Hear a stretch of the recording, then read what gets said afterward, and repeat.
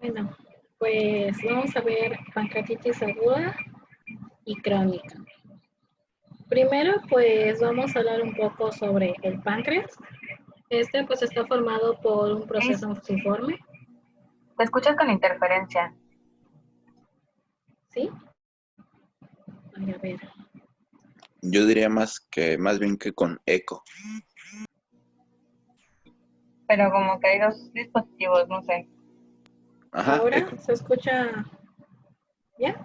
Ya se escucha bien. Ok. Bueno, este está formado por un proceso fusiforme en el cual va a tener una cabeza, un cuello, un cuerpo y una cola. Su longitud va a ser entre 15 a 23 centímetros, su ancho de 4 centímetros y grosor de 5 centímetros. Su peso va a oscilar entre los 70 y 150 miligramos. Va a constar de dos porciones. La porción exócrina, esta pues va a estar conformada por los enzimas pancreáticos, los cuales secretan jugos pancreáticos. Y la porción endocrina, que va a estar formada por los islotes de Langerhans, que van a secretar hormonas hacia la sangre, como sabemos, pues de las importantes, la insulina y el glucagón. También produce enzimas indispensables para digerir los alimentos y de igual, pues vacía su contenido en el intestino delgado y secreta jugos pancreáticos hacia el duodeno, en la cual van a estar secretadas enzimas inactivas que posteriormente ya cuando lleguen en ese sitio se van a activar. Eso va a ser mediante el inhibidor de la tripsina, el cual evita que se activen las enzimas antes de llegar al intestino delgado. Entre los zimógenos que secreta van a estar para digerir las grasas, que serían la lipasa pancreática, la fosfolipasa y el colesterol esterasa. Para digerir proteínas tenemos al tripsinógeno, quinioticinógeno y la carboxipolipeptidasa, y de igual forma la proclatasa. Y para digerir carbohidratos, pues tenemos a la amilasa pancreática. Pues actúan las hormonas, la secretina, la colecistocinina y la acetilcolina.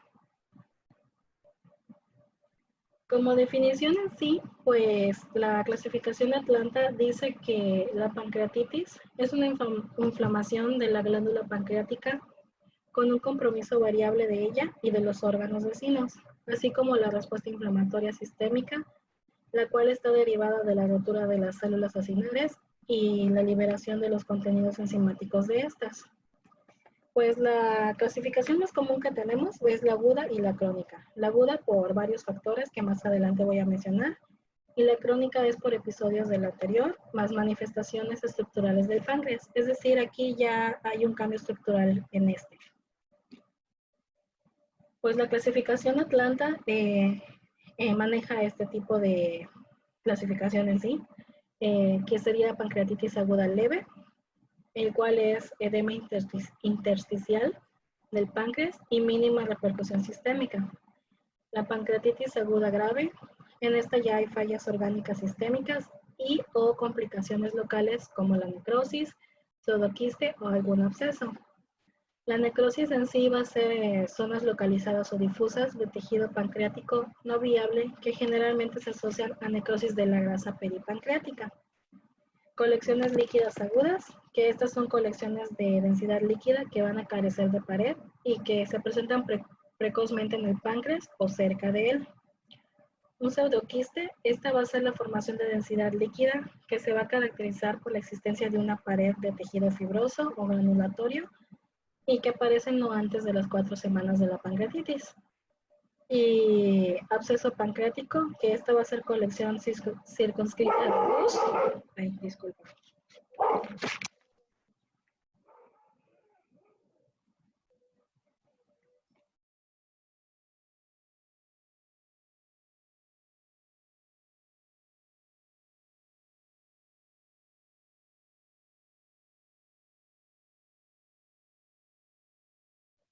Ay, perdón, mis perros. Bueno, el absceso pancreático, que va a ser colección circunscrita de pus en el páncreas o en su vecindad. Esta va a aparecer como consecuencia de una pancreatitis aguda y contiene escaso tejido necrótico en su interior.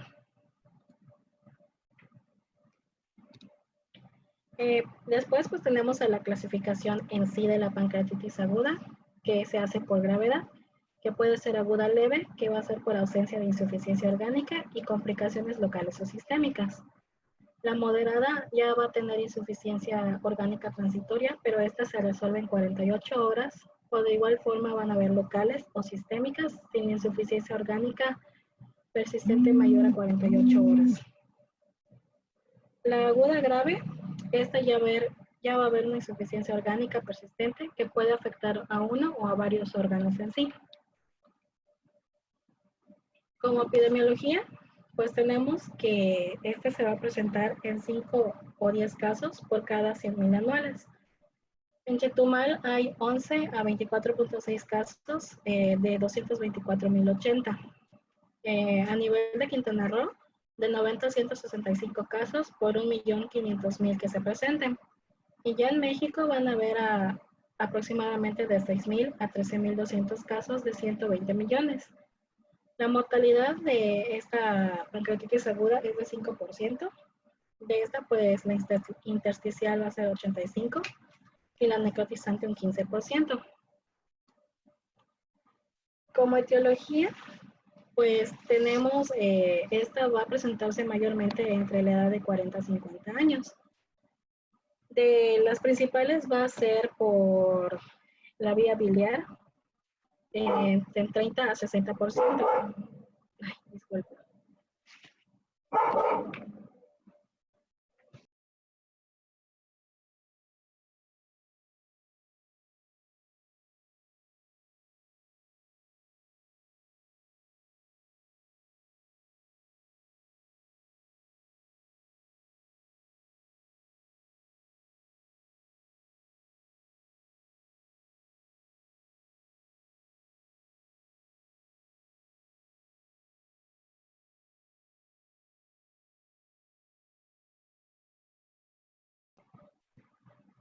Bueno, como les decía, de la biliar va a ser de 30 a 60%.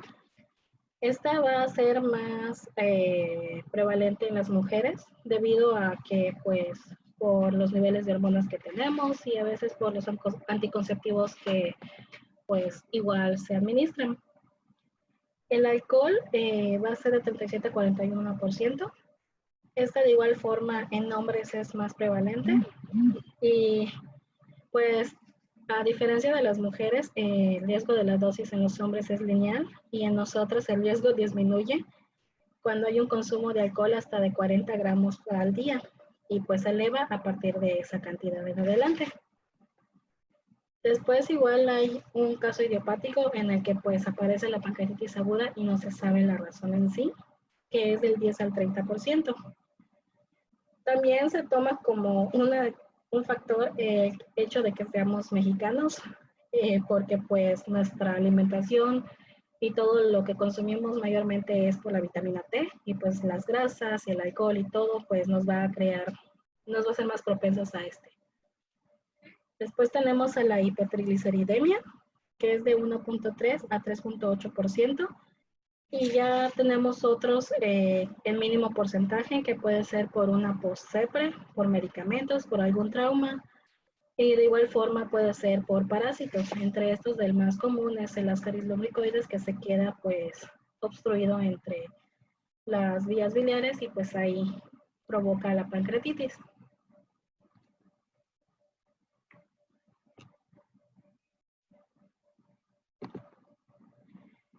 Como fisiopatología, pues puede ser por una obstrucción en los conductos, como ya les había dicho. Esta puede ser por alguna colelitiasis, por obstrucción de la ámpula, en esta la ámpula de Vater, por alcoholismo crónico o por concreciones ductales que provocan como que una obstrucción. El mecanismo de esto pues va a provocar un edema intersticial, lo cual va a hacer que el flujo sanguíneo disminuya y pues lleve a una isquemia. Igual tenemos por lesión de las células acinares, que puede ser provocadas por alcohol, drogas, algún trauma, isquemia o por virus. Esto en sí va a ser liberación de intracelular de proenzimas y de igual forma hidrolasas lisosomales. y va a activarse las enzimas intra o extracelular. Y también pues tenemos que es por transporte intracelular fallido o defectuoso, el cual va a haber un daño metabólico por alcohol o por obstrucción ductal.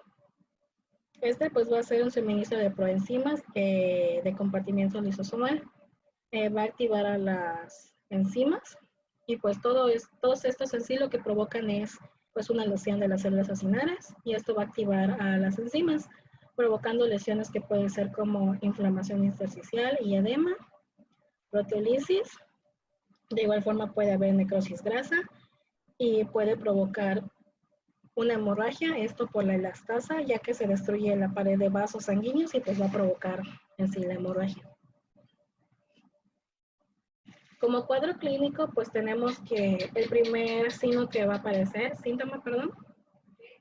pues va a ser el dolor abdominal constante en el cuadrante superior izquierdo, en el área del epigastrio y de igual forma en el área periumbilical. Esta también se puede variar hacia la espalda media y hacia el tórax, lo que se le conoce como dolor en faja o en hemicinturón. Esta pues va a aparecer después de la ingesta de comida grasosa o de alcohol. También puede estar acompañado de náuseas y vómitos, que lo único que van a hacer es pues empeorar el dolor. Puede tener el paciente sensación de plenitud, tensión abdominal, indigestión y oliguria.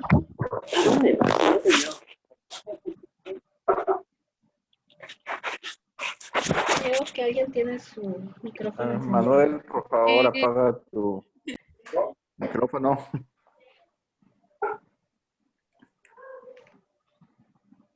Bueno, entre los hallazgos físicos, pues ya tenemos a la fiebre, de igual forma hipotensión, taquicardia, taquipnea, presenta ictericia y diaforesis. Esto más que nada pues por el dolor y la ictericia pues por la obstrucción.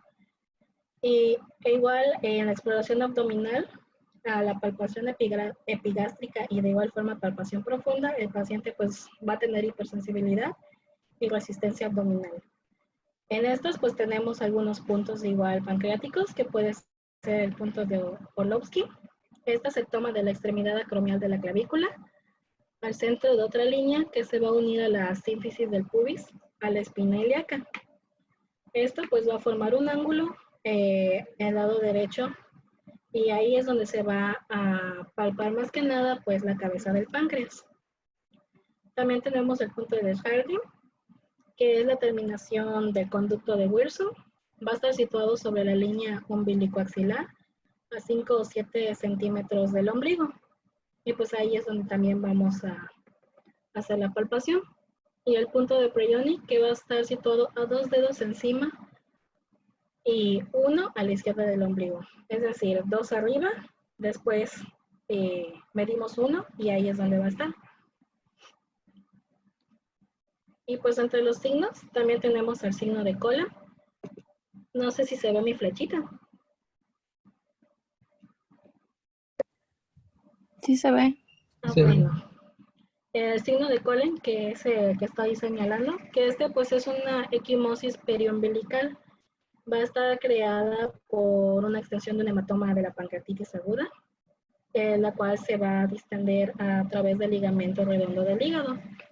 También tenemos el de Great Turner, que esta pues es equimosis a los flancos a nivel lumbar. Esto pues consecuencia de igual de un hematoma que pues se va a extender hacia el área retroperitoneal y la piel de los espacios pararenales posteriores y en la musculatura lumbar. Y otro es el signo de Fox, que este pues es bajo el ligamento inguinal debido a la colección de sangre en el retroperitoneo. Como diagnóstico pues es tanto clínico como de laboratorio y de imagen. En el clínico pues tenemos dolor típico en el epigastrio, que a veces pues se va a irradiar al dorso. En laboratorio lo principal va a ser el incremento de 3 veces el nivel de la lipasa, la amilasa sérica o de ambas. Y de signo confirmatorio, igual pues vamos a tener al ATAC. En estudios de laboratorio pues tenemos, como les comenté, a la amilasa y a la lipasa. 3 veces mayor a su número. Que tiene mayor efectividad en este va a ser la lipasa debido a que su tiempo para disminuir va a ser mucho mayor a la amilasa. Una leucocitosis igual, que es entre 15.000 a 20.000, teniendo en cuenta de que pues lo normal es entre 4.000 a 11.000. El hematocrito aumentado a 44% y el nitrógeno ureico que sea mayor a 22 miligramos por decilitro. La amilasa, pues esta se va a elevar de 6 a 12 horas. Su elevación máxima va a pasar entre las 20 a 30 horas. Y su sensibilidad, pues es de 67 a 83%. En las primeras 12 y 14 horas va a tener esa sensibilidad. Y su especificidad va a ser de 85 a 98%. En sí, la elevación de esta no va a corresponder a la severidad de la enfermedad, simplemente va a ser como que de ayuda. La lipasa pues se eleva de igual forma de 4 a 8 horas. Esta se va a elevar después de la amilasa, cuando ya vuelva a sus valores normales. Y pues esta va a volver a la normalidad de 8 a 14 días. Por lo tanto, su sensibilidad es mayor entre 82 a 100%. Y pues como tenemos el ultrasonido abdominal, como les comenté, este pues va a servir para determinar alteraciones pancreáticas, ver si hay alguna dilatación de Wilson, si hay colecciones líquidas pancreáticas o peripancreáticas, para ver si hay alguna colelitiasis. De igual forma, esta pues sirve para la colelitiasis, dilatación intra o extrahepática de la vía biliar. Cabe mencionar que esta, pues, el tiempo recomendado para realizarlo es de 48 a 72 horas después del inicio de síntomas, ya que, pues, antes puede darnos como que un falso en la necrosis. De igual forma con la TAC. Y pues aquí les tengo puesto un ultrasonido de un páncreas totalmente normal, donde nos puede señalar dónde está la vena, la arteria, el páncreas en sí, y nos muestra cuáles son el frente, la parte de atrás y los costados. En los estudios de imagen, como les dije, pues esta antes no se debe de tomar también debido a que nos puede dar como que un grado de necrosis pancreática errónea. Entonces, pues esta es un ejemplo en el cual hay una alteración y se puede observar cómo hay líquido peripancreático en esta área. Y para poder ahora sí determinar es mediante los criterios de Baltasar, en los cuales esta, pues lo que va a hacer es que se diseñó para los hallazgos de alteraciones en tomografía, que van a ser sugestivos para pancreatitis aguda. Tenemos que pues el grado A va a ser va a ser normal. De igual forma tenemos que el B pues va a haber un agrandamiento difuso del páncreas. En las C, anomalías intrínsecas de páncreas asociados a cambios de los tejidos. La D va a haber una colección mal definida. Y en la E va a haber una presencia de 2 o más colecciones mal definidas. Y de igual forma pues se mide el grado de necrosis.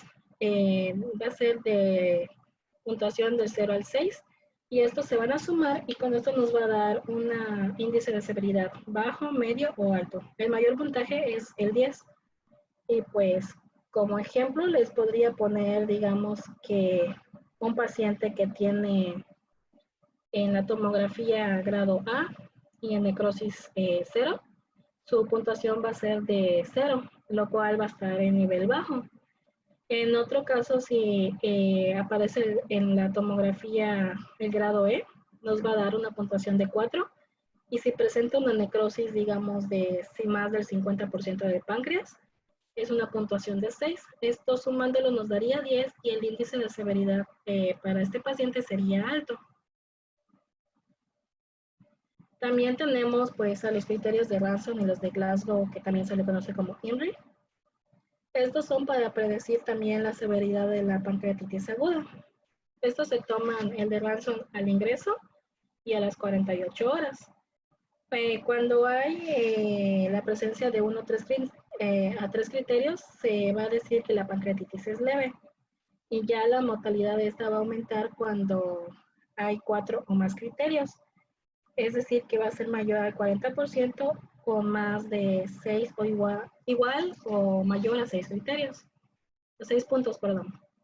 En el ingreso, pues se toma la edad, la leucocitosis, que sea mayor a 16,000, deshidrogenasa láctica mayor a 350 unidades por litro, la aspartato aminotransferasa mayor a 250, la glucosa, que sea mayor a 200 miligramos, y a las 48 horas se vuelve a tomar para ver si hubo alguna caída del hematocrito que sea mayor a 10, aumento del nitrógeno de la urea que mayor a 5 miligramos por decilitro, que el calcio sérico haya aumentado a 8 miligramos por decilitro y que la presión del oxígeno haya disminuido a 60 en la presión parcial, perdón. El déficit de la base de igual forma mayor a 4 miliequivalentes y que haya un secuestro de líquido de 6 litros. En los criterios de Glasgow, pues esta ya es medido durante las primeras 48 horas. La leucocitosis de igual forma se toma, la urea sérica, el calcio sérico, aspartato aminotransferasa, la glucosa, la presión del oxígeno, la deshidrogenasa láctica y en este lo que se le agrega es la albúmina, que esta sea menor a 3.2 miligramos sobre decilitro.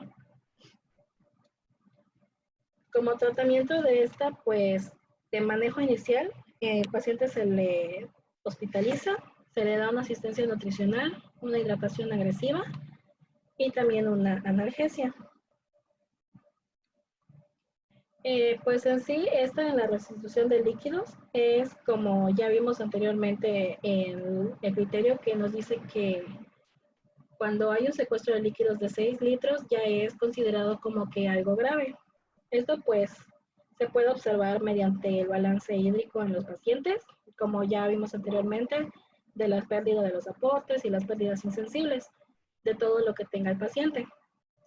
Y pues esta se va a corregir vía intravenosa para evitar que haya alguna hipovolemia, que haya un choque o que llegue a insuficiencia renal aguda. El ajuste de esto se debe de hacer de 1 a 4 horas.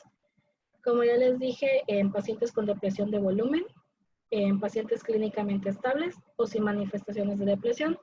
Los primeros pues se les va a hacer de 500 a 1000 centímetros cúbicos por hora, los otros de 300 a 500 y sin manifestaciones simplemente de 250 a 350 centímetros cúbicos por hora. La nutrición, pues esta se recomienda de 25 a 35 kilocalorías de kilogramo al día. Los lípidos de 2 kilogramos al día, proteínas 1.2 a 1.5 y los carbohidratos de 3 a 6. Se tiene que mantener lo mínimo, pues. Y la analgesia, que es lo principal para el paciente, pues puede ser mediante meperidrina de 75 a 125 miligramos de 4 a 6 horas. El metamisol de 1 a 2 gramos cada 8 horas. De igual forma, pues los antieméticos como la metoclopramida intravenosa cada 6 a 8 horas. También pues se tiene en cuenta la antibiótico-terapia, pero esta no se utiliza en todos y pues es de forma profiláctica. Lo que se recomienda para poder dar antibiótico-terapia es que se tome en cuenta una necrosis mayor a 30%. Y en dado caso de que se presente, pues esta se va a dar para atacar gram positivos, negativos y anaerobios mediante el imipenem. La dosis pues va a ser de 500 a 1000 miligramos cada 8 horas. La dosis máxima de 2 gramos al día. Y en dado caso de que el paciente se encuentre más grave, ya se hace un traslado a unidad de cuidados intensivos, pues. El tratamiento, de igual forma, para pancreatitis aguda grave, pues es ya hospitalizar, la alimentación, pero esta ya va a ser del 5º al 7º día, que ya veamos cómo anda el paciente, mediante sonda nasoyeyunal, la analgesia de igual forma, antibióticos en pacientes que presenten, como ya mencioné anteriormente, necrosis pancreática o peripancreática, esta que esté demostrada no más de 14 días, y pues se le va a hacer control de la evolución. Y para indicación quirúrgica va a ser cuando el paciente presente necrosis pancreática infectada, que haya alguna necrosis estéril, que se presente ya perforación o alguna hemorragia. Y las complicaciones que puede dar, las locales puede ser menor a 4 semanas la colección líquida aguda o colección necrótica aguda. Y mayor a 4 semanas puede realizarse pseudoquistes o necrosis amurallada. Después pues vamos a tener a la pancreatitis crónica. Esta pues es un proceso inflamatorio que se encuentra localizado en el páncreas, que conlleva pues a la pérdida estructural del mismo y con ello de sus funciones exócrinas y endócrinas. En esta pues se realizó como para facilitar sus factores la categorización que se llama TIGARO, que sería la T que corresponde a toxicometabólicas, como alcohol, hipercalcemia, hipertrigliceridemia y enfermedad renal crónica. La I que son idiopáticas, que puede ser tropical o por causas desconocidas. La G, que sería de genéticos, puede ser por mutaciones, por quimiotripsina C, entre otros. La A, autoinmunes, que puede ser por pancreatitis autoinmune tipo 1 y tipo 2. La R, a recurrentes, que sea por alguna enfermedad vascular, por isquemia o por radiación. Y la O, pues por obstructivos, disfunción del esfínter de Oddi, obstrucción por tumores o postraumático. En sí, cuando se define que hay diabetes, calcificaciones o esteatorrea, esto ya es como que un signo de insuficiencia pancreática, ya que hay insuficiencia tanto exócrina por una maldigestión o una endocrina como por la diabetes mellitus. Y pues aquí más completo la clasificación de TIGARO, como les estaba diciendo. En esta pues es mediante histopatología, como ya les había mencionado, porque ya hay un cambio estructural. Esta se va a caracterizar porque va a haber fibrosis del parénquima pancreático y va a haber una reducción del número y del tamaño de los acinos, además de que ya va a haber daño variable de los islotes de Langerhans, y dilatación diversa de los conductos pancreáticos. Pues ya va a haber, como en la imagen, va a haber solamente algunos islotes y algunas células inflamatorias. Ya no se va a definir bien estos. Como manifestaciones clínicas, pues tenemos que puede ser preclínico, sin síntomas o molestias vagas inespecíficas. Pueden haber episodios recurrentes de pancreatitis aguda sin signos definitivos de pancreatitis crónica, como ya vimos en lo anterior. Pueden haber episodios recurrentes con dolor intermitente o constantes entre los episodios y signos de la pancreatitis crónica, como dilatación ductal y calcificaciones pancreáticas en las imágenes. Y puede ser sin crisis pancreática o con disminución notoria del dolor. Cuando el dolor empieza a disminuir, esto quiere decir que el páncreas está perdiendo su capacidad de producir enzimas, esto ya que los acinos se están destruyendo. También puede ser una insuficiencia pancreática exócrina, como ya les comenté, la maldigestión, y endócrina, diabetes mellitus. El diagnóstico de esta, pues es más que nada por la estimulación de secretina, elastasa y quimiotripsina en heces. Todas estas nos ayudan a la digestión más rápida de los alimentos. Y en casos normales, pues la elastasa y la quimiotripsina se van a encontrar en la heces cuando hay un páncreas totalmente sano. Para el diagnóstico, pues se hace por tomografía, ya que en esto se pueden observar calcificaciones. De igual forma puede haber alguna dilatación del ducto, heterogeneidad del parénquima y contornos irregulares.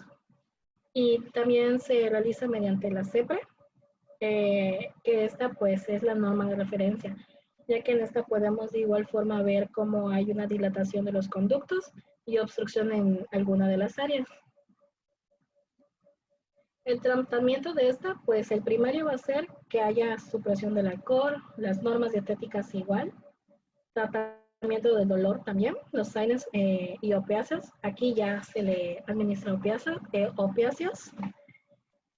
Tratamiento en sí de la esteatorrea de las enzimas, porque pues esta es el tratamiento en sí, tomar en las comidas las enzimas que pues el páncreas ya no está produciendo. Y de igual forma, pues tratamientos de la diabetes. También puede ser mediante endoscopía, por drenajes o la extracción de los cálculos. El quirúrgico simplemente se recomienda cuando hay complicaciones obstructivas o simplemente complicaciones en sí. Y en este pues tenemos el primer escalón de analgésicos, que simplemente serían los AINES, el paracetamol y el metamizol. En el segundo, los opioides débiles, codeína, hidrocodeína y el tramadol. Este pues puede asociarse a los fármacos del primer escalón. Y en el tercer escalón, opioides potentes serían la morfina, fentanilo, oxicodona, metadona y buprenorfina. Pues también puede combinarse con los de primer escalón, ya dependiendo de la situación. Y pues también, como se dice, la antibioticoterapia no está recomendada en sí, ya que pues no se ha visto que haya como que una mejoría de esta con administrarla. Y pues sería todo de mi parte. Ok, bueno, vamos a rezar tantito a pancreatitis aguda. Después rezar tus diapositivas.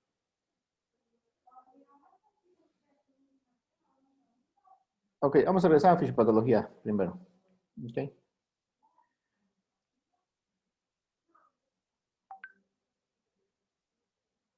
Ok, perfecto. Ahí estamos hablando de tres causas principales que ocasionan la pancreatitis. De las tres principales, ¿cuáles tenemos aquí en los hospitales de urgencias? ¿Qué nos llega principalmente? Entre la primera causa es por litiasis. Entonces es el punto primordial que de los que yo he visto, bueno, en mi práctica médica, por lo menos el 80% son pancreatitis biliares. El otro porcentaje, el que le sigue, es alcohólico. Entonces, muchos pacientes que se pasan tomando, que llegan con pancreatitis. Y el tercero es por dislipidemia. Entonces, la tercera causa, por triglicéridos muy altos. Realmente yo me asustaba luego con mis triglicéridos que luego están en 500, 600, pero he visto gente que tiene 7,000, 8,000 de triglicéridos, incluso una persona que tuvo 15,000 triglicéridos, que realmente pues era pura grasa su sangre y decían, pues cómo puede tener eritrocitos ahí. Entonces aquí en la primera causa, ¿quién me puede decir por qué por qué incrementa el calcio en la pancreatitis aguda?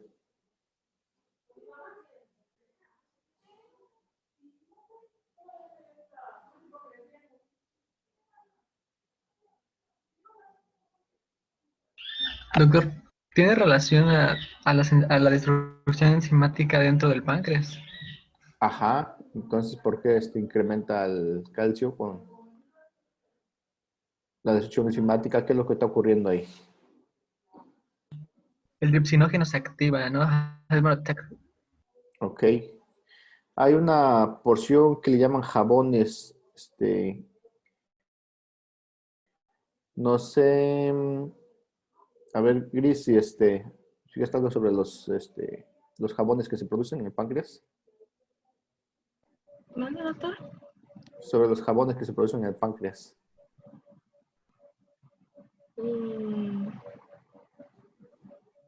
No, creo que no. No. Entonces aquí hay una destrucción masiva bueno, hay un proceso inflamatorio severo. en el cual hay lisosomas, hay destrucción masiva del tejido.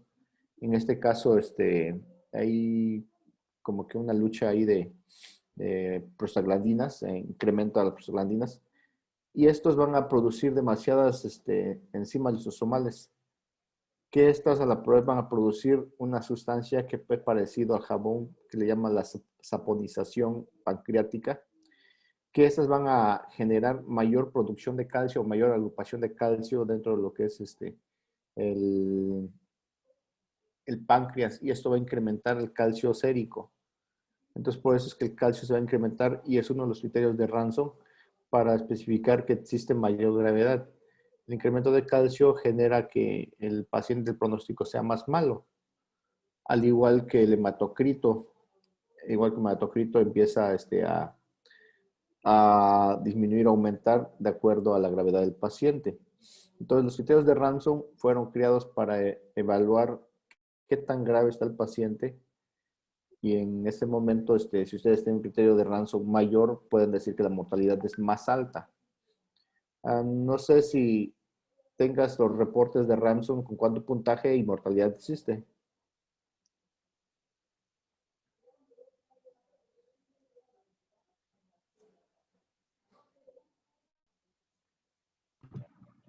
Son esos en sí los que Ajá. tengo. Pero bueno, es que yo quiero que tú te lo sepas.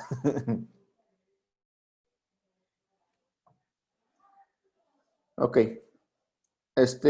Ransom maneja 4 puntos principales. Menos de 4 puntos, la mortalidad es baja. Doctor, ahí están, pero bueno, de 3 puntos, Sí. ¿no? Menos de 3 puntos, Ujú. 3%, igual o mayor a 3 puntos, 15%, y mayor a 6 puntos, 40%. Sí. Por lo regular, Ransom maneja nada más el estándar de 4. Menos de 4 nos habla que es un menor de 15%. Más de 4 nos habla que está arriba del 40% de mortalidad.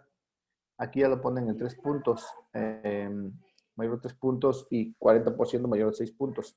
La cuestión es que de 6 puntos realmente el paciente está muy grave, porque recordemos que Ransom va a calificar el puntaje de ingreso y a las 48 horas.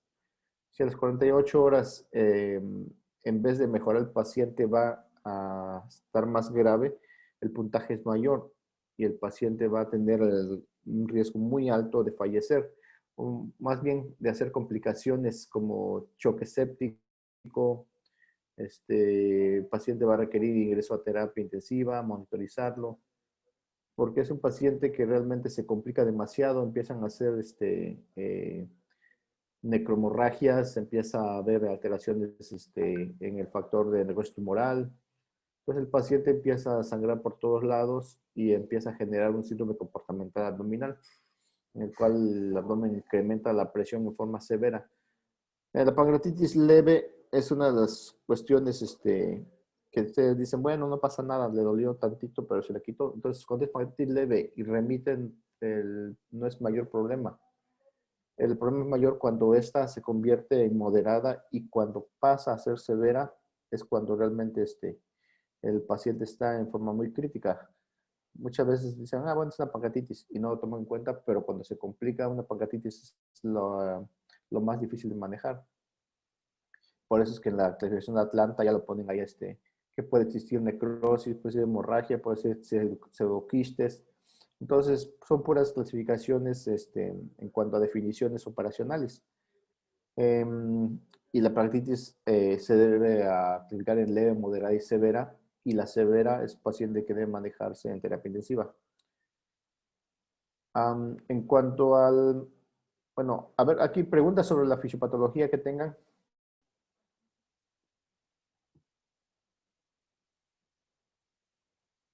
Doctor, ¿puede repetir lo de los jabones? No, no. Los jabones. Ok, más que nada es como ¿cómo lo puedo decir? No es atrapamiento, es como producción excesiva de grasa peripancreática, que es muy parecido a la saponización. Ustedes saben qué es la saponización, ¿no? ¿O no? Cuando la grasa se encapsula porque se encuentra rodeado de un líquido diferente a este, ¿no? Ajá, exactamente. Entonces ahí viene lo que es la saponización. Por ejemplo, cuando ustedes en la primaria estudiaban cómo se formaba un jabón, cómo se creaba un jabón que venía de la grasa animal y esta la van a encapsular. Entonces al páncreas le llaman igual una saponización con formación de jabones.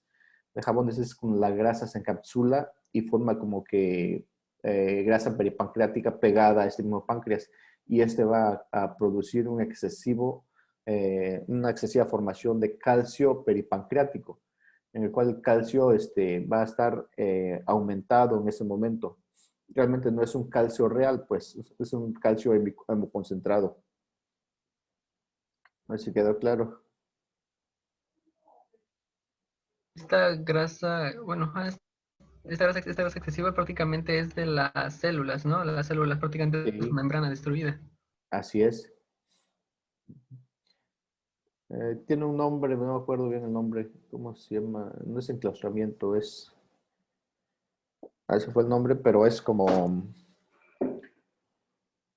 Así como encarcelamiento de la grasa. No me acuerdo el nombre exacto. Bueno, a ver, ahí se fue el nombre. ¿Cómo te llamas? Gris estás poniendo, ¿verdad? Sí, doctora, aquí estoy. Ok, en cuanto al manejo, mencionaste líquidos, pero ¿en qué momento podemos darle de comer al paciente?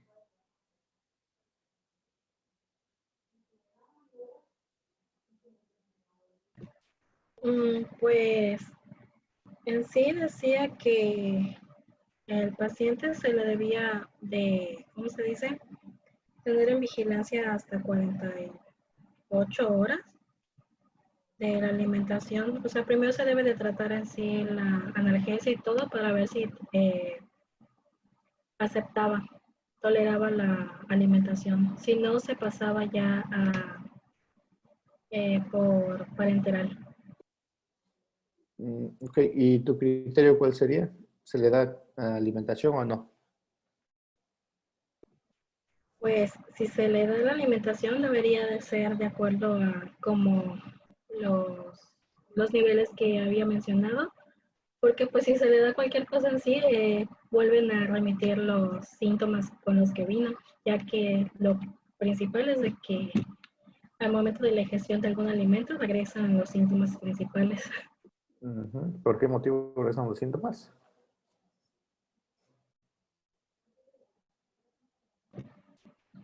Pues porque como hay ya, bueno, puede ser una obstrucción o por que es la principal, pues simplemente en el momento de volver a hacer se me olvidó cómo se le dice, de la bilis, Ujú.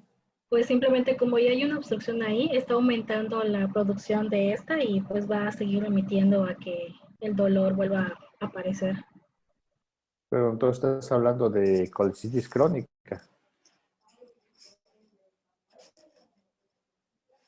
porque si sería biliar, el que está estimulando es la vesícula, ¿no?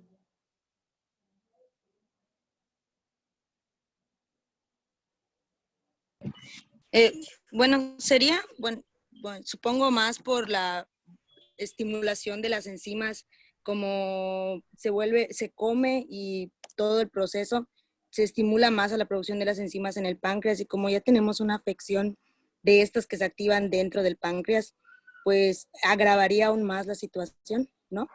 Así es. Si tú comes grasas, carbohidratos, como bien lo dijiste en el inicio, va a producirse enzimas que van a destruir estos alimentos. Entonces, el estímulo para que se produzcan estas enzimas es el alimento que va pasando por la vía digestiva. Entonces, cuando el páncreas está enfermo y no puede producir las enzimas porque hay una obstrucción del conducto, y además de eso lo estimulas a que produzca más, ¿qué va a pasar? Pues que va a haber mayor contractilidad de estos conducto por querer producir más la sustancia, porque dice, bueno, ahí viene el carbohidrato, viene la grasa, quiero destruirla. Pero como no hay esa salida de esto porque está inflamado el conducto, pues va a generar mayor dolor y mayor inflamación. el paciente va a tener más dolor y mayor inflamación pancreática. Por eso, cuando es un paciente con pancreatitis, obligadamente debe tener ayuno. ¿Hasta cuándo debe tener ayuno? No sé si alguien me lo puede decir. Bueno, Para que haya sería, mejoría clínica. Dice perdón, que máximo de 5 a 7 días, si Ajá, no, de pues tercer al cuarto día. sería, tendría que enterarse, no más me acuerdo. A ver, vamos tal a ver, vez levanta la también, mano. perdón, sería tal vez porque al momento que bajen los niveles de la lipasa y la milasa. Así es. No es clínico, porque el paciente desde que llega, usted le pone un tratamiento, le pone un analgésico y se le quita el dolor completamente. Se le quita el dolor. Eso no significa que el paciente esté bien. Entonces, eso no significa que el paciente ya remitió el cuadro de pancreatitis. Hay que monitorizar la lipasa y la milasa hasta que lleguen a niveles normales. Entonces se puede iniciar la dieta. Mientras estén aumentados, significa de que el páncreas sigue incrementado, sigue con inflamación. Por eso es que la tomografía es uno de los estudios que nos serviría mucho para saber qué tipo de Baltasar tiene el paciente. Lo más común que tenga un Baltasar 2, que es un paciente con pancreatitis edematosa, pero si existe un Baltasar 3 o 4 en el cual ya hay necrosis, en el cual ya existen ¿cómo se le llaman? Colecciones. Cuando las colecciones ya empiezan a confluir entre sí y hay necrosis, entonces el paciente está más grave todavía. Por eso es importante que todas las pancreatitis que ya se tienen en el servicio de urgencias, a lo mejor no urgente, se tiene que mandar a una tomografía, pero más bien una tomografía para estadificar qué tan grave está el cuadro del paciente.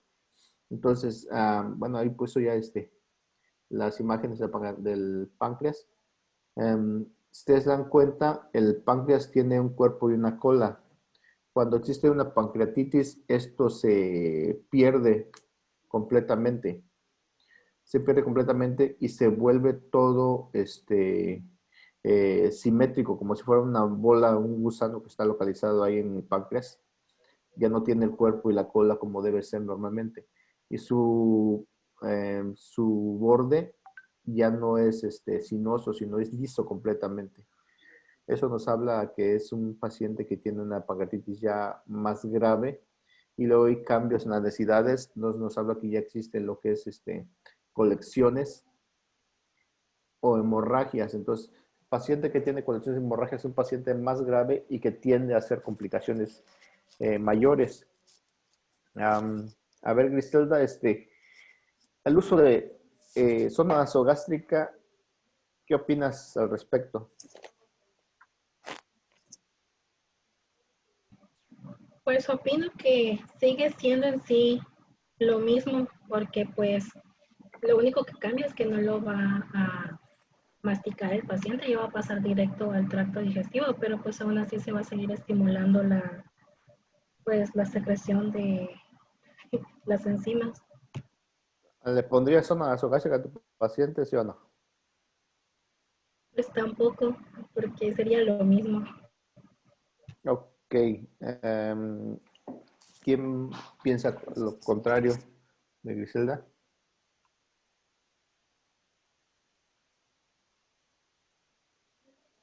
Levanten la mano los que quieran opinar. El uso de sonda nasogástrica, pues podría considerarse, pero no para la alimentación, sino ahí se me olvidó el término.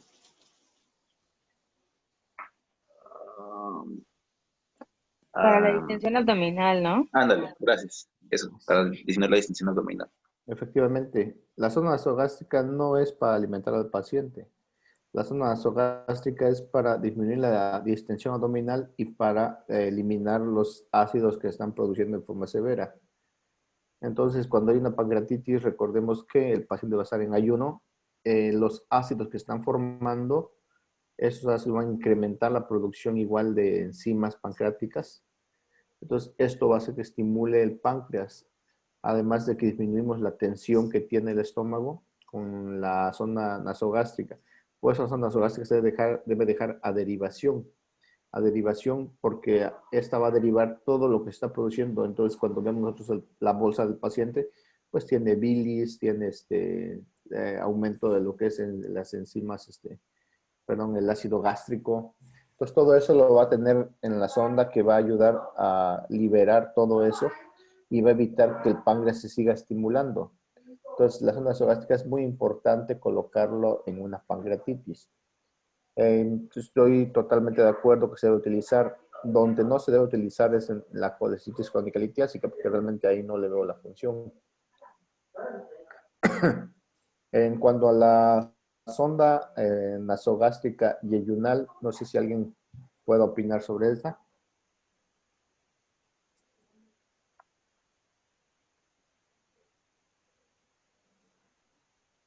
Es cuando hay intolerancia a la alimentación. Ajá, pero ahí lo puedes utilizar en pancreatitis.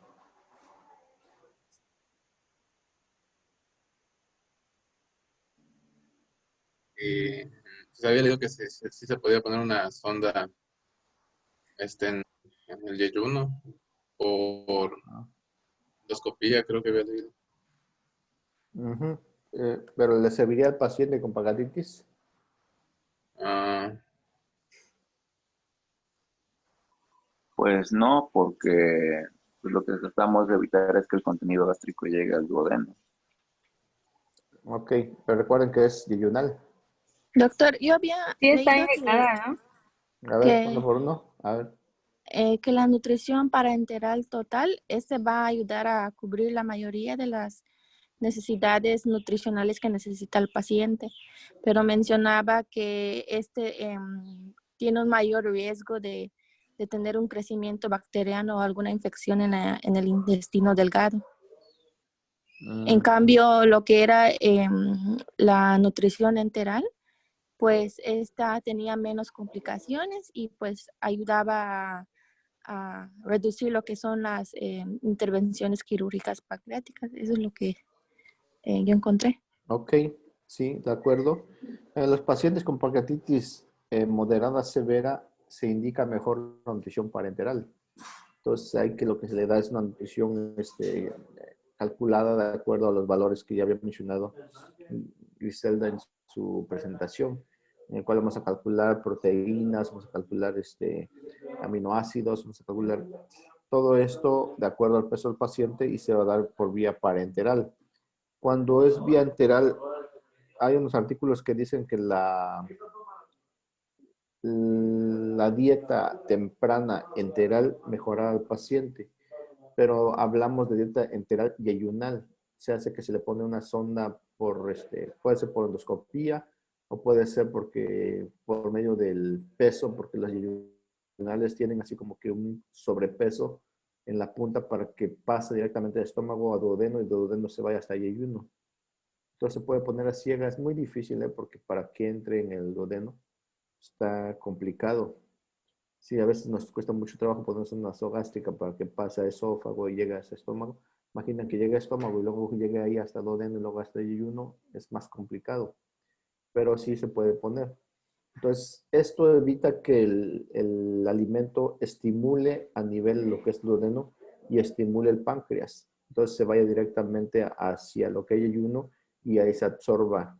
Entonces, en esta forma podemos mejorar al paciente. Muy bien. En cuanto a dieta. En cuanto a analgesia, mencionaste que los mejores analgésicos son derivados de la morfina. ¿Estás de acuerdo con eso? No, de analgesia era meperidona, metamizol y por lo que yo había recordado había dicho que se debía evitar la morfina. Pero mencionaste que puedes darle nalbufina, penorfina. Se puede dar, pero había leído que inducía el espasmo en sí. Así es. Entonces, induce el espasmo pancreático y eso causa mayor dolor. Entonces, estos pacientes, por lo regular, no hay que utilizar derivados de la morfina. Por lo regular, hay que utilizar analgésicos no esteroideos, los normales. Si en caso que fuera muy severo el dolor y que el paciente no lo soporta, pues hay que inducirle sedación y analgesia. para que se le calme el dolor. Cuando el dolor es muy severo, hay que hacer la medición de la presión abdominal. No sé si alguien leyó cómo se mide la presión abdominal.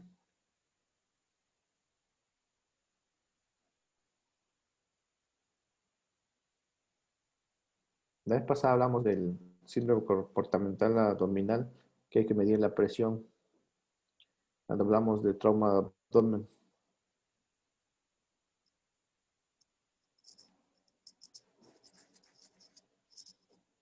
¿No nadie? Bueno, se va a dejar de tarea. Pero hay que medir la presión abdominal porque es importante que el paciente haga un síndrome comportamental. Entonces es necesario que este paciente ingrese a quirófano, pero no para operar el páncreas, sino para disminuir la presión abdominal por medio de una apertura del abdomen y colocación de lo que es, ¿cómo le llaman los cirujanos? Como una malla que le ponen, pero el abdomen se queda abierto completamente. Entonces, esto va a mejorar la circulación enteral del paciente y evitamos complicaciones. Doctor, ese procedimiento no tiene mucho riesgo.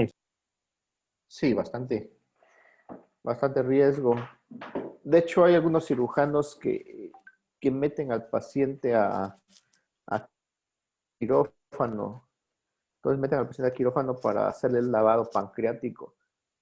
Esto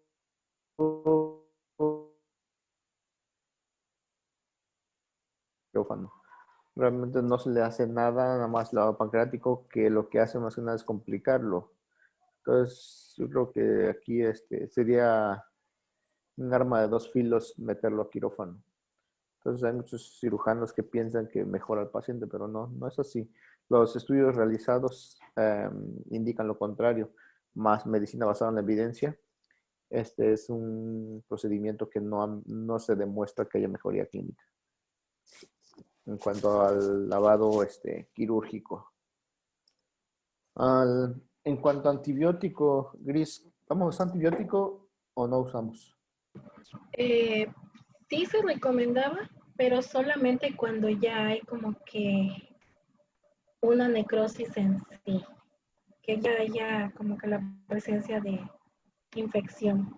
Uh-huh. Así es, únicamente se usa antibiótico en pancreatitis C para arriba. La A y la B no es meritoria de antibiótico. Y los antibióticos de mayor elección son los carbapenémicos. En este caso, pues, un carbapenémico que quieran ustedes utilizar, ¿cuál sería? Imipenem. Imipenem está muy bien. El imipenem o el meropenem son los de primera elección. En caso de que esos antibióticos no los tengan ustedes en sus unidades, porque son antibióticos demasiado caros, porque es de amplio espectro, se puede utilizar en este caso, lo más bajito que puedo utilizar es ciprofloxacino o levofloxacino. Entonces son los antibióticos que se podrían utilizar en caso que no tengamos ese tipo de antibióticos. Entonces tenemos analgesia, ayuno, antibióticos únicamente que lo requiera, la tomografía. ¿El ultrasonido haría el diagnóstico?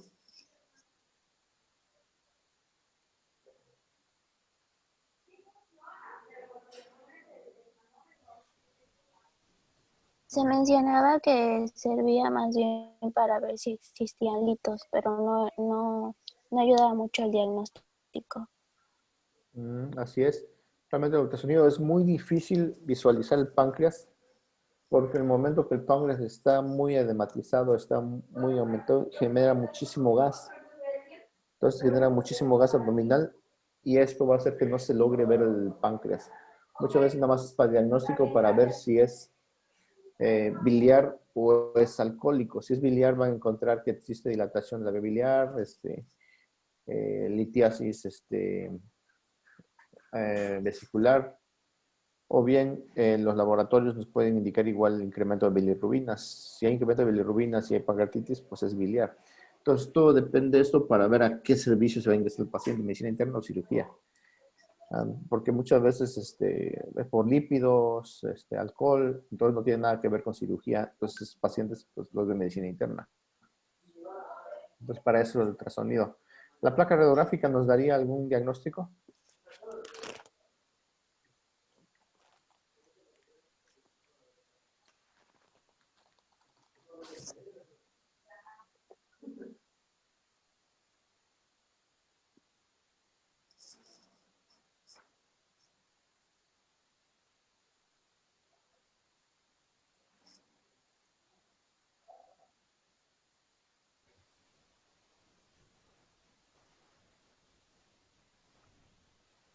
Ah, yo diría que no, ya que no tenemos una... Si de por sí en TAC es difícil ver el páncreas. No, sí, porque podemos ver si hay litos o no, pero no creo que sea como el diagnóstico completo.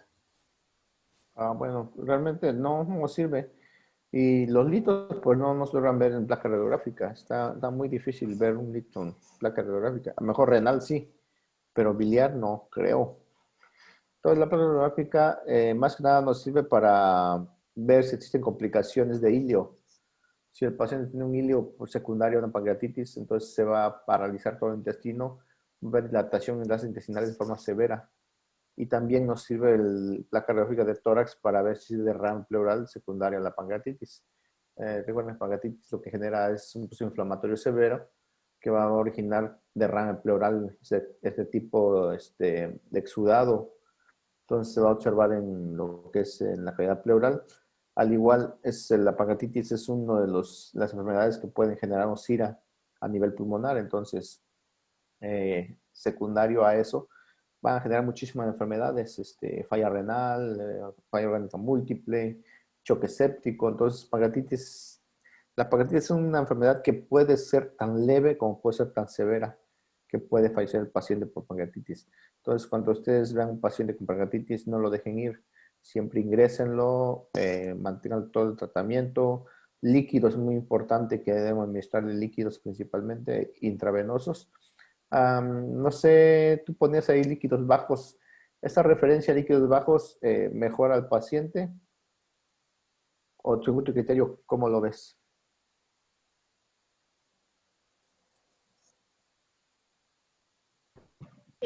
Decía que los líquidos se daban de acuerdo a, ¿cómo se llama? A la pérdida que hayan tenido los pacientes. Pero, entonces, ¿a qué porcentaje nos dejarías o cuántos litros por kilo de peso?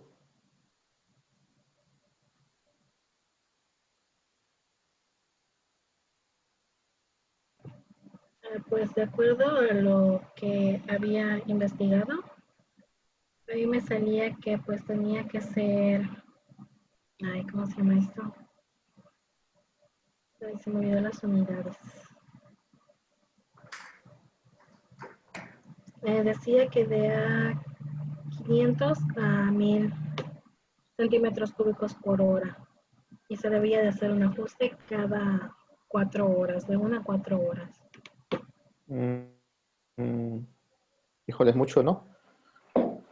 500 a 1000 por hora, sería 1000 para cada hora en 8 horas. Ese era cuando había una depresión de volumen de mayor a 6 litros. ¿En qué tiempo? Creo que era, ay, olvidé, no recuerdo si era 12 o 24. Por ahí tienes diapositiva que tenías, a ver, ponla.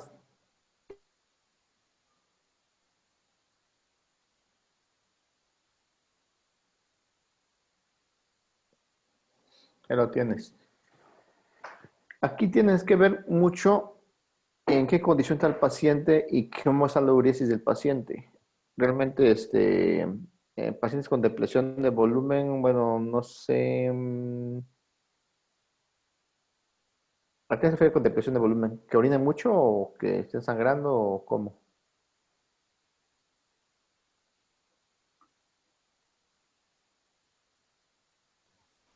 Estaba hablando y tenía mi micrófono cerrado. Yo lo...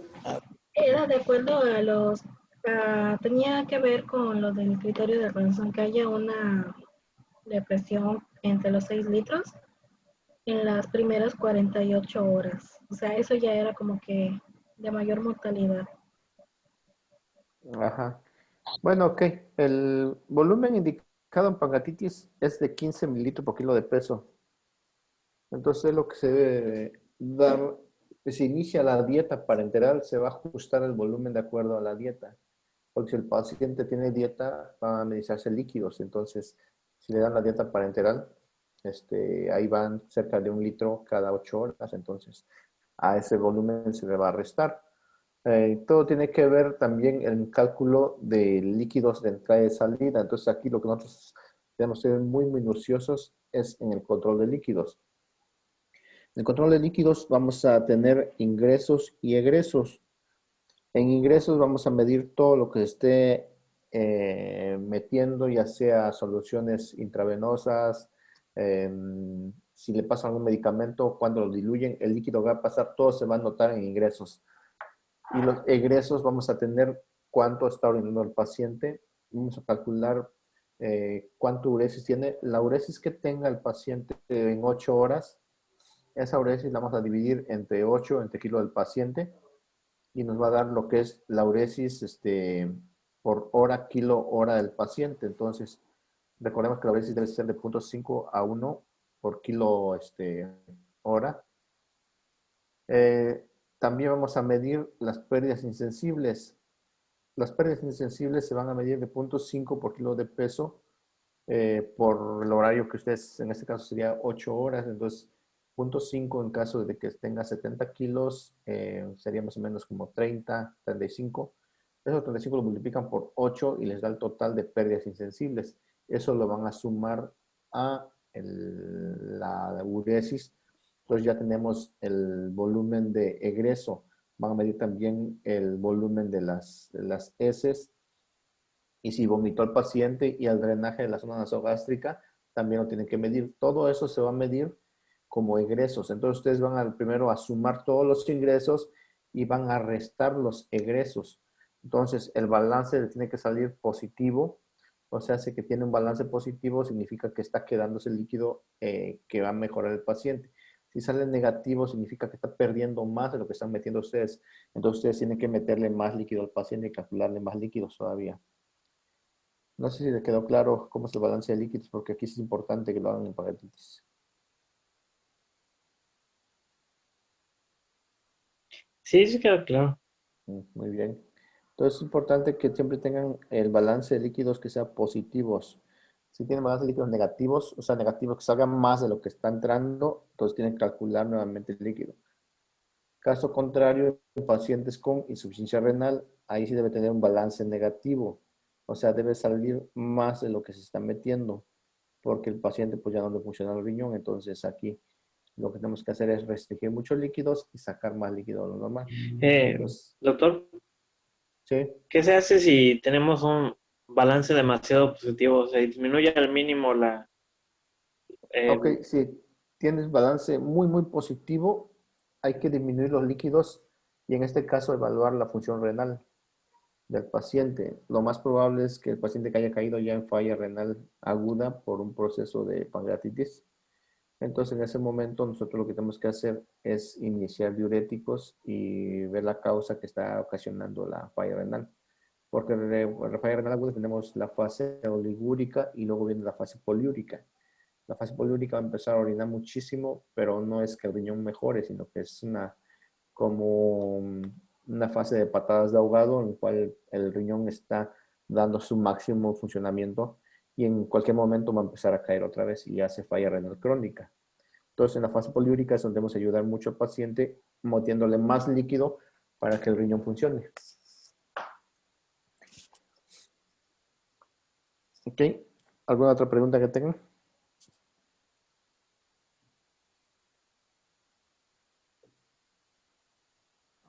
Doctor, ¿el signo de Colen o el signo de Turner es muy común encontrarlo? No, es raro. Yo realmente nunca he visto un signo de Cullen. Los libros lo mencionan, que se presenta más en necrosis pancreática o en necromorrágica. La verdad, yo nunca lo he visto. Los libros sí lo mencionan, pero yo nunca he visto en los pacientes con pancreatitis, jamás he visto ese signo.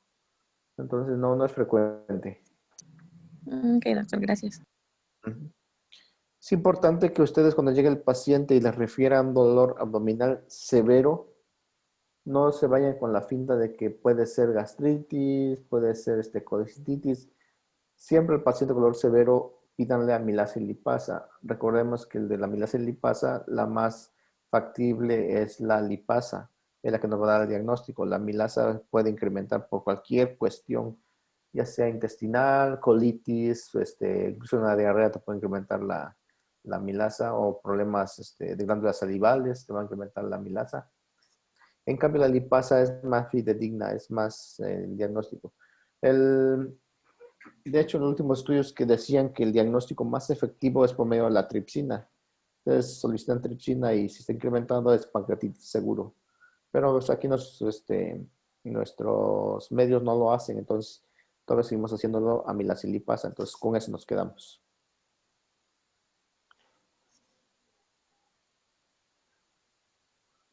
Okay, ¿alguna otra pregunta? No alcancé a escuchar. ¿Para la solución se usa la solución salina o cuál en este? Para Puedes la usar, restitución líquida. puedes usar salina si no tienes, o la solución Harman. Las dos están indicadas. Solución Harman o solución salina. Cualquiera de las dos. No existe otra más. Recordemos que hay que cuidar siempre la glucosa porque el páncreas, pues, como está inflamado, la producción de insulina va a disminuir, entonces hay que estarle monitorizando la glucosa capilar por lo menos cada 4 a 8 horas. Y con eso vemos si se le administra glucosa por la vena, porque recuerden que también va a estar en ayuno el paciente, entonces si la disminuye la glucosa, pues hay que reponer la glucosa vía intravenosa.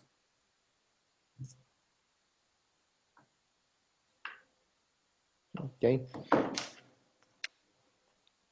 tenemos preguntas? Doctor, yo solo quiero confirmar de uno de lo que había expuesto, de que decía de disminución del dolor. Esto Ajá. ya es por mientras fuera más complicado, disminuía más el dolor debido a que los acinos ya se destruían y ya no había secreción de las enzimas, ¿no?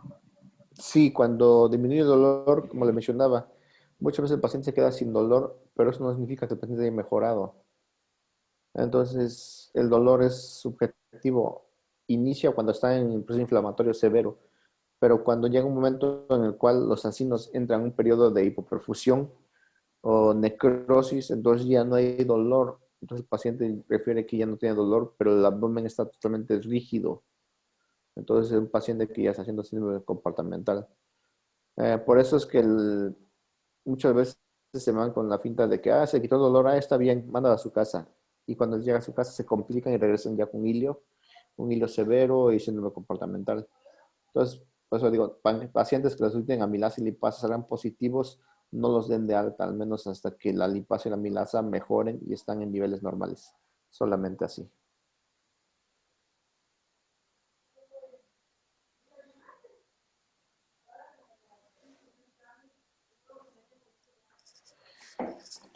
Ok, Doctor, yo bueno. tengo la duda de cuáles son los valores normales de la lipasa y la amilasa. Yo tengo anotado que es de 12 a 70 unidades litro la lipasa y la amilasa de 0 a 137, pero no estoy segura. Ok, siempre va a variar de acuerdo al laboratorio que lo hagan. No, no tenemos un estándar. En este caso, por ejemplo, en el Seguro Social tenemos de 120. Entonces, 120, si dicen que para el diagnóstico debe incrementar al doble de lo normal. Entonces, si es 120, el normal es el máximo que el laboratorio registra. Si 240 tiene, entonces sospechamos que sea una pancreatitis. Si incrementa en forma leve, hablamos de cualquier inflamación, pero pancreatitis debe ser al doble. Los valores siempre van a tener valores de referencia en los laboratorios. Van a darse cuenta ustedes que a nivel privado van a tener otros reportes y a nivel institucional va a tener otro nivel. Entonces, siempre que ustedes pidan lipasa y amilasa, les van a valores de referencia en la parte externa. Ahí le viene de cuánto y cuánto debe ser. Ok, doctor, gracias. Bueno. Bueno, no habiendo preguntas, pues ya. Vamos a dejarlo para el lunes. Seguimos con el siguiente tema. Y ya el lunes vemos si vamos a... ¿Cuántos temas nos quedan? ¿Cuándo terminan las clases ustedes? La fin de semana, Doc. ¿Qué día? Pues Eh, estaban diciendo que tengo en tu... Habla tú. según me comentaron que ya el 11 deberían de entregarse calificaciones. Ok. Entonces, antes del 11 ya debemos haber acabado. Casi siempre dicen la fecha 11 máximo, pero luego nos dan más tiempo para evaluaciones y todo eso. Ustedes, por ejemplo, aquí, pues, se va a retrasar por el problema de la pandemia, de que el internado, pues, igual, a lo mejor vayan a seleccionar en vía, por la web también. Pueden seleccionar sus plazas, no sé. Pues es que, doctor, se Entonces, supone que las elecciones son el 14. ajá, siempre ponen una fecha, pero nosotros antes del 11 debemos haber acabado ya de nuestras calificaciones antes del 11 para que no tengan problemas. De hecho, Doc, estaba checando y quedan 4 temas pendientes. 3 o 4 Ajá, temas, más o menos. así es. Quedan Entonces, 3. Pues aquí podemos, no sé si usted gusta verlos de corrido, lunes, Ujú. martes y miércoles. Yo creo que sí, Y, y viernes ya sería la evaluación. ok. Y también, bueno, eso ya de manera personal, no sé si nos vayan a ver las calificaciones del examen anterior. Ya se las mandé, de hecho. ¿Ya? Las Les dije calificaciones. que lo vieran en Teams, ahí estaba. Bueno, es que solo aparece número de aciertos, no. Ajá, y ya la calificación es de acuerdo a... Ahí pueden sacar el porcentaje de calificación, más tienen un punto de exposición los que expusieron y los que no, Bien. pues no, en esta Ok, unidad. bien. Todos, yo les mando la lista. Sí, doctor. Bueno, Gracias. ¿Hay alguien? Doc, sí, ¿este examen del viernes contaría como tercer parcial para que sea promedio o sería el examen final? sería tercer parcial y ya sabría en promedio. Y ya, no sé cómo les vaya a ustedes, porque luego se hace un final, pero luego nadie lo pasa, entonces estoy pensando no hacerlo ya, porque nada me quitan tiempo. Entonces siempre piden una oportunidad de un examen final, pero luego lo reprueban y ya. No tiene caso. Nada más me hacen trabajar al doble. Entonces, el tercer parcial, vemos cómo les fue. ¿Ok? Ok. Bueno, entonces nos Una vemos. investigación, ¿no, Doc? Pues si el paciente se salva con una investigación, pues de acuerdo. No, es cierto, Doc. Sí. Un Ok, respeto. bueno, nos vemos. Buen Sí, fin Doc, de hasta semana, luego. doctor. Gracias. No, adiós.